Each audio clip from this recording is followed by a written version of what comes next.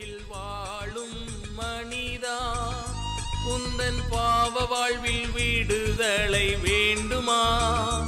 நித்திய ஜீவன் தரும் கர்த்தரேசுவை நம்பி விசுவாசம் வைத்தே மகிழ்வாய். இந்த பூவுலகில் வாழும் மனிதா.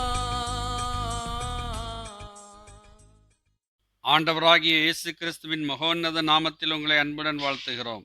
பரிசுத்த வேதாகமத்தில் யோவான் எழுதின சுவிசேஷம் 15ஆம் அதிகாரம் 5ஆம் வசனத்தில் நாம் இவ்வாறு வாசிக்கிறோம். நானே திராட்சை செடி, நீங்கள் கொடிகள். ஒருவன் என்னிலும் நான் அவனிலும் நிலைத்திருந்தால் அவன் மிகுந்த கனிகளை கொடுப்பான். என்னை அல்லாமல் உங்களால் ஒன்றும் செய்யக்கூடாது என்று ஆண்டவராகிய இயேசு கிறிஸ்து கூறுகிறதை பார்க்கிறோம். ஆண்டவராகிய இயேசு கிறிஸ்து நானே திராட்சை செடி என்று சொல்லுகிறார். அவர் தம்முடைய சீஷர்களை நீங்கள் கொடிகள் என்று சொல்லுகிறார். இந்த கொடிகள் ஆண்டவராகிய இயேசு கிறிஸ்து என்னும் திராட்சை செடியிலே நிலைத்திருந்தால், அவரோடு இணைந்திருந்தால், அந்த செடியிலிருந்து இந்த கொடிகளுக்கு தேவையான போஷாக்கு கிடைக்கிறதாக இருக்கிறது. ஆகவேதான் ஆண்டவராகிய இயேசு கிறிஸ்து இந்த உவமையை சொல்லுகிறார். ஆண்டவராகிய இயேசு கிறிஸ்து கூறுகிறபடி முதல் வசனத்திலே நான் மெய்யான திராட்சை செடி, என் பிதா திராட்சை தோட்டக்காரர் என்று சொல்லுகிறார். ஆம் அருமையானவர்களே, ஆண்டவராகிய இயேசு கிறிஸ்து மெய்யான திராட்சை செடியாக இருக்கிறார்.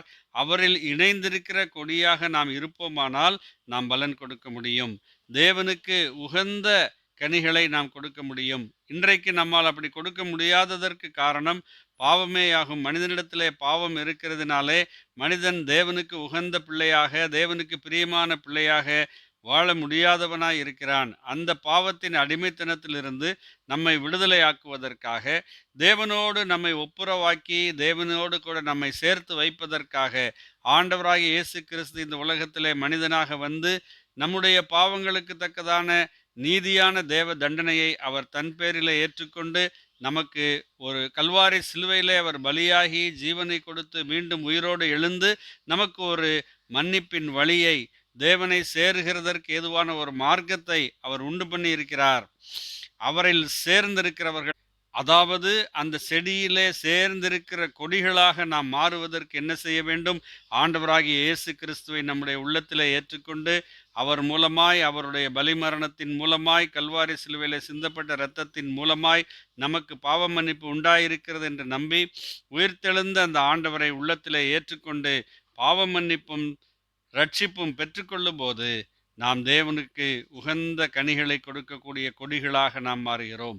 அருமையானவர்களே, அப்படி தேவனோடு இணைந்திருக்கிற கொடிகளாக இல்லாத பட்சத்தில் நாம் எந்த ஒரு கனிகளையும், தேவனுக்கு பிரியமான செயல்களையும் செய்ய முடியாது. ஆகவேதான் இந்த வசனத்தின் கடைசி பகுதியிலே என்னை அல்லாமல் உங்களால் ஒன்றும் செய்யக்கூடாது என்று சொல்லுகிறார். ஆண்டவராகிய இயேசு கிறிஸ்துவின் மூலமாய் இந்த மன்னிப்பை பெற்றுக்கொள்ளாத நிலையிலே நம்மால் நன்மையான காரியங்கள் எதையும் செய்ய முடியாது. ஆகவே மனந்திரும்பி இந்த மன்னிப்பை, சமாதானத்தை பெற்றுக்கொண்டு தேவனோடு இணைந்திருக்கிற கொடிகளாக, நிறைவான பலனை கொடுக்கிற கொடிகளாக காணப்பட தேவன் உங்கள் ஒவ்வொருவருக்கும் ஆசீர்வாதம் அருள்வாராக. ஆமேன்.